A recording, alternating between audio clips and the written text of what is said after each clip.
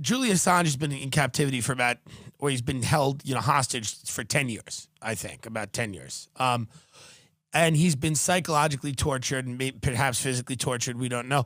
No one is calling this out. No major media that I've seen has really been defending Julian Assange, and we know all the reasons for that. We've listed them in this program already. Is there any hope for Julian Assange? Is there any way that he's released, or has he been so broken at this point that, even if he was released, it's like they've kind of accomplished what they were looking to do? I don't know for sure. The last time I saw Julian was in 2018 or 2019 when I went to London and spent 3 straight days with him in the embassy. And he, at that time, was very lucid, very cogent, like in good spirits.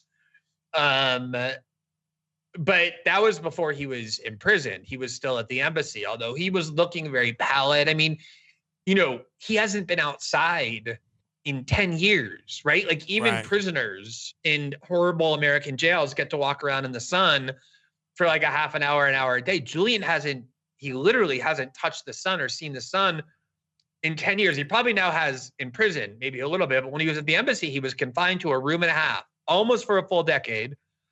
So his health was suffering. He couldn't exercise. He had no sun, which is a necessity. The thing that angers me the most about the whole situation is, as much as the media hates me, when I was doing the Snowden reporting, like in 2013 and 2014, and the Obama administration was getting very threatening, I couldn't leave Brazil for like a year. Most of the media was on my side and like defended me. Why? Because I had one foot in their world, right? Like I was at The Guardian, one of the oldest newspapers in the West. And then in 2019 and 2020, when I did this investigative reporting in Brazil that culminated in the indictment by the Brazilian government of me, the attempt to criminally prosecute me, as Bolsonaro, the president of Brazil, had threatened to do for months, most of the American media, almost all of the American media, in fact, manifested in my defense. Like the New York Times published editorials, denouncing it.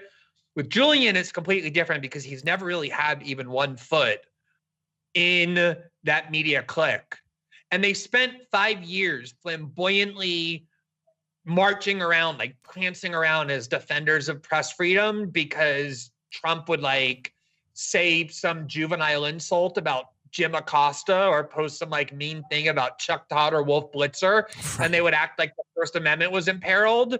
And here you have an actual grave threat to press freedom. The indictment that has been unsealed that the Biden administration is now pursuing, if it succeeds, it will criminalize investigative journalism, the relationship that, in fact, when the Bolsonaro government tried to criminally prosecute me in 2020, they used that as their model. The theory that the U.S. government is using against Assange is the one that the far-right government in Brazil tried to use against me, saying that my relationship with my source had crossed a line from passive receipt of information into an active role in the conspiracy to steal the information that I was reporting, which is exactly what they're using against Assange. So just out of self-interest, you would think American journalists who pretended for 5 years to be so devoted to defending press freedom, when it came to mean tweets about like blown dry CNN douchebags, would be protesting and demanding Biden drop the prosecution. But they're not. They either don't know about it, they don't care about it, or they're cheering it